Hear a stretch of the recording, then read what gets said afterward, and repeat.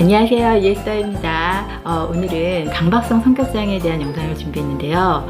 이 강박성은 가장 흔한 성격장애 중 하나예요. 이 강박성의 대표적인 특징이 있다면 완벽을 추구한다는 건데, 이 완벽주의는 다른 심리 문제에 비해서 그렇게 심각한 문제로 취급받지 않는 경향이 있어요. 본인 스스로 본인의 단점을 나는 너무 완벽주의라서 문제야, 이렇게 말로는 단점이고 문제라고 얘기를 해도 속으로는 이것을 그렇게 문제로 여기지 않는 경우가 많고요. 또 가끔씩은 이 완벽주의를 살짝 뽐내는 그런 표현으로 사용하기도 할 만큼 이 완벽주의는 참 포장이 잘 되어 있습니다. 이 완벽주의는 여러 가지 모습으로 나타나는데, 본인 스스로 완벽을 추구하는 유형이 있고, 또 나 말고 남한테 완벽하기를 요구하는 그런 유형이 있고요. 나도 남도 다 같이 완벽하기를 바라는 그런 유형이 있는데, 어떤 유형이든 본인은 물론이고 주변 사람을 많이 힘들게 합니다. 내가 그렇든지 아니면 내 주변에 이런 사람이 있어서 너무 힘들던지, 이런 분들 오늘 영상을 끝까지 함께 해주세요. 예전에도 잠깐 말씀드렸지만 이 강박성 성격장애는 강박증, 이 강박장애랑 혼동하기 쉬운데 이 둘은 달라요. 이 강박성 성격장애는 세부적이고 규칙적이고 꼼꼼하고 완벽주의를 추구하는 그런 특징이 대표적인데, 이런 성향이 아주 오랜 세월 동안 본인의 성격으로 굳어져 버린 거기 때문에 본인의 행동이 그냥 당연하고 그냥 참 자연스럽게 느껴지거든요. 그런데 이 강박장애는 본인도 이런 행동을 하는 게 참 싫고 불편하지만 어쩔 수 없이 계속적으로 떠오르는 강박사고가 침습하기 때문에 정말로 어쩔 수 없이 강박행동, 자꾸만 손을 씻는다든지 한밤중에 일어나서 문단속을 또 하고 또 합니다. 이 강박장애에 대해서는 특징과 원인, 또 치료법, 이런 것들을 또 다음 기회에 차차 영상으로 준비해 보기로 하고요. 오늘은 강박성 성격장애에 대해서 어떤 특징이 있는지부터 살펴볼게요. 강박성 성격장애는 DSM-5에서 제시하고 있는 8가지 항목 중에서 4가지 이상에 해당이 되고, 이런 특징이 청년기부터 시작돼서 여러 상황에서 전반적으로 광범위하게 나타날 때 강박성 성격장애로 진단을 내릴 수 있습니다. 이 강박성 성격장애까지는 아니더라도 이런 성향을 가진 분들이 참 많거든요. 이 영상을 보시면서 8가지 항목 중에서 몇 개나 해당이 되는지 한번 체크해 보셔도 좋을 것 같아요. 강박성 성격장애의 경우 아주 작은 일까지도 규칙과 원칙, 또 순서대로 이렇게 잘 진행되지 않으면 힘들어 하는데, 무슨 일을 할 때 너무 작은 일까지도 꼼꼼하고 세심하다 보니까 막상 일을 할 땐 이 집착 때문에 오히려 부작용이 생기기도 해요. 예를 들어서 어디 거래처에 중요한 이메일을 보내야 한다. 이럴 때 중요한 거니까 제목을 어떻게 쓸까? 인사말은 뭐라고 쓰지? 줄바꿈은 어디서 할까? 길게 쓸까? 짧게 쓸까? 몇 시에 보낼까? 이렇게 메일 하나 보내는데도 너무 많은 고민을 하고 꼼꼼하게 신경 쓰다 보니까 막상 메일을 보낼 땐 정작 가장 중요한 첨부 파일을 누락시키기도 하는 거죠. 예를 들어서 또 여행을 갈 때 트렁크에 짐을 싸다 보면 계속적으로 뭐가 빠진 게 있는지 없는지 다시 체크하고 인터넷 서치해서 여기서 더 가져가야 될 건 없는지 그렇게 열심히 챙겨놓고, 막상 공항에 갈 때 여권을 또 안 가져간다든지, 이렇게 너무 작은 일에 집착하다 보니까 정작 중요한 일을 놓치는 경우가 허다합니다. 앞서 이 강박성의 가장 큰 특징을 완벽주의라고 했잖아요. 사람들한테 이렇게 실수하거나 이렇게 부족한 모습을 보여주기를 싫어해요. 그러다 보니까 무슨 일을 할 때도 모든 것이 완벽하게 갖춰져야만 시작을 하려고 하거든요. 그런데 무언가가 잘 준비되기까지는 시간이 많이 걸리잖아요. 그러다 보니까 한 달, 2달, 또 어쩔 땐 해를 넘기기도 하고, 그러면서 아예 시작도 못하게 되는 경우가 여기에 해당되겠죠. 또 일중독자가 참 많겠죠. 일에 몰두하느라고 본인에게 쉴 틈을 주지 않습니다. 참 안타까운 게 이분들은 이렇게 무리하는 것에 익숙해진 사람들이에요. 그래서 쉬는 시간만이 아니라 밥 먹는 시간, 잠자는 시간까지 쪼개서 막 무리하게 일을 하는데, 이런 부분은 본인만이 아닌 가족을 너무 힘들고 외롭게 만들잖아요. 이 강박성에서 나타나는 일 중독의 핵심은 일을 많이 하는 것 자체가 아니에요. 이런 생활로 인해서 갈수록 점점점 삶에서 여가와 쉼을 누릴 수 있는 능력이 떨어지고, 이런 생활이 반복되면서 인생의 즐거움, 또 사는 닭을 잃어버리게 만든다는 거예요. 또 이 일 중독은 해도 해도 끝없이 계속 일을 찾아내면서 심지어는 일이 없을 때 금단 현상까지 겪게 되는, 말 그대로 중독의 증상이라는 게 문제입니다. 지나칠 만큼 양심적이고 도덕적인 부분이 있어서 본인이 생각하는 규범이나 규칙에서 어긋나 버리면 한치의 양보도 이해도 타협도 없는 편이에요. 그런데 문제는 이게 본인뿐만 아니라 다른 사람에게도 똑같은 기준을 요구하는 거예요.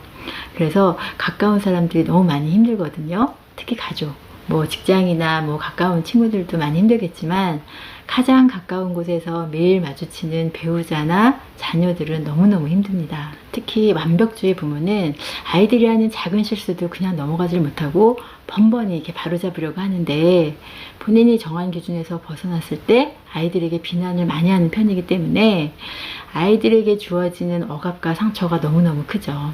이건 뭐 배우자한테도 마찬가지겠죠. 수집강, 저장 강박처럼 이 강박성 성격장애도 물건을 버리지 못하는 특징이 있어요.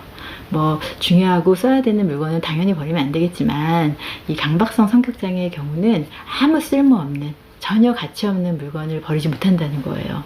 뭐 빈 페트병부터 시작해서 뭐 오래된 옷, 뭐 심지어는 부러진 귀걸이 한 짝조차 버리지 못하고 다 모아놓습니다. 또 돈이나 소유물에 대한 집착이 많은 편인데, 그러다 보니까 이렇게 주변 사람들한테 이렇게 커피 한 잔 베풀고 이러질 못하고, 그래서 주변 사람들로부터 이렇게 인심을 잃기도 하죠. 그런데 그 중에서도 가장 힘든 건 가족. 언제나 가장 피해를 보는 건 가족이거든요.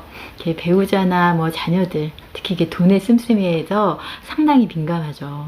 뭐 아주 작게는 그 냉장고에 뭐 상해가는 뭐 채소, 유통기간이 지난 우유, 뭐 이런 걸 보면 그냥 넘어가질 못하고 꼭 한 소리를 해야 되고, 뭐 가족뿐만 아니라 뭐 친구나 뭐 연인, 데이트를 할 때도 돈 드는 연애는 잘 안 하려고 합니다.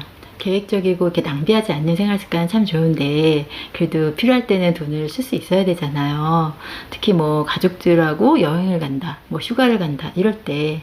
그런데 이럴 때도 강박성 성격장애는 여행 경비 자체도 아까웠지만 뭐 휴가하느라고 이렇게 며칠 일을 못하고 쉬는 것조차도 이중 삼중 돈 까먹는 거라고 생각하면서 많이 아까워하고 고민을 많이 해요. 이런 부분 때문에 가족들도 숨이 막히고 삶의 여유를 잃어가는 거죠. 대인관계에 있어서는 이렇게 자기만의 방식, 아까도 말했지만 지나치게 도덕적이고 원리 원칙을 중요시하고, 또 이런 것을 다른 사람한테까지 요구하기 때문에 주변 사람들하고 이렇게 다정다감하고 이렇게 공감적이고 이렇게 친밀한 관계를 맺는 데 어려움이 있겠죠. 대체로 이렇게 인간관계가 이렇게 수평적인 관계가 아닌 이렇게 상하관계, 이렇게 수직적인 관계를 띠기 때문에 뭐 부모님이나 직장 상사, 뭐 선배, 이렇게 나보다 좀 윗사람이라고 느껴지는 사람한테는 상당히 정중하고 공손하고 이렇게 깍듯하게 대하지만, 반대로 이렇게 자녀나 동생, 이렇게 후배, 이렇게 나보다 조금 아랫사람이라고 여겨지게 되면 이때는 상당히 엄격하고 강압적일 수 있어요. 정서적인 부분에서는 이렇게 본인의 감정을 많이 억제하고 이렇게 감정 표현을 이렇게 편하고 이렇게 자유롭게 잘하지 못하는 편이거든요. 그러다 보니까 상대적으로 아주 자유분방하고 감정 표현이 아주 풍부하고 막 활발한 이런 성향의 사람과 관계하는 걸 많이 불편해합니다. 여기까지만 살펴봐도 이분들의 성격이 얼마나 경직되고 완고할지, 또 이런 부분들로 인해서 본인은 물론이고 주변 사람, 특히 가족이 얼마나 힘들지 충분히 짐작이 되실 거예요. 우리 사람들은 살다 보면 누군가와 이렇게 타협을 해야 될 때도 있고, 또 어떤 면에서는 융통성을 발휘할 일이 많잖아요.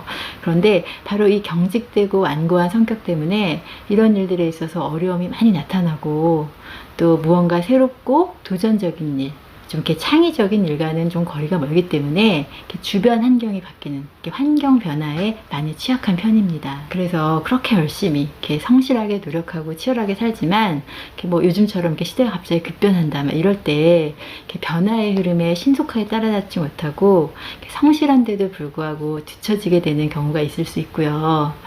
무엇보다 가장 안타까운 건 경직되고 완고한 성격 때문에 딱 한 번뿐인 인생을 이렇게 행복하게 이렇게 재밌게 즐기면서 살지 못한다는 거예요.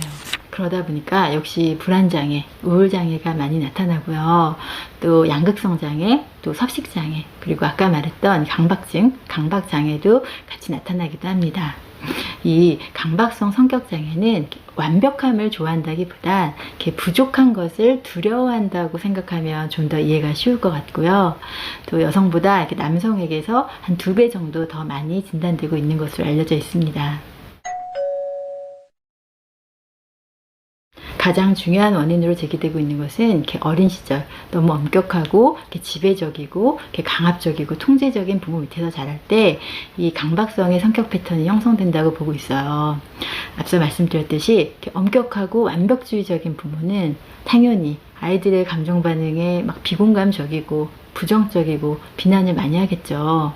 뭐 강압적인 건 뭐 두말할 거 없고요. 근데 이렇게 되면 아이들은 자기 통제에 대한 욕구, 자유감이 상실되면서 이에 대한 이렇게 보상적인 반응이 나타나는데 바로 이렇게 통제감에 대한 과도한 집착을 보이게 되는 거죠. 결과적으로 이렇게 완벽주의 부모 밑에서 자라면서 아이들도 부모의 상황을 동일시하고 이렇게 내재하면서 결국 아이들도 부모처럼 똑같이 엄격하고 완벽하고 통제적이고 강압적인 성격으로 굳어지게 된다는 거예요. 정신분석적 입장에서는 이게 프로이드의 심리성적 발달 단계를 기준으로 학문기적 성격이라고 칭하기도 해요.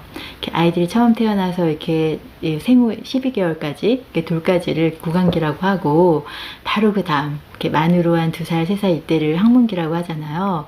근데 바로 이때 뭐 하죠?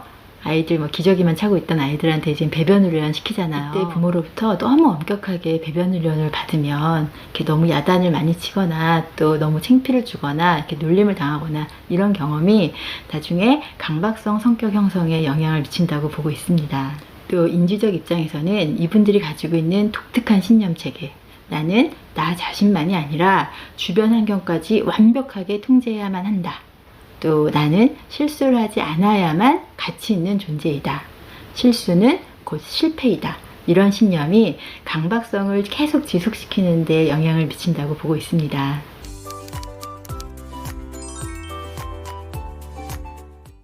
오늘은 강박성 성격장애의 특징 그리고 진단 기준, 원인에 대해서 말씀드렸는데요.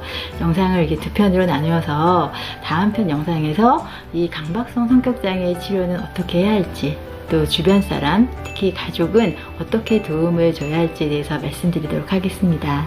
다음 편 영상도 꼭 함께 해주세요. 감사합니다.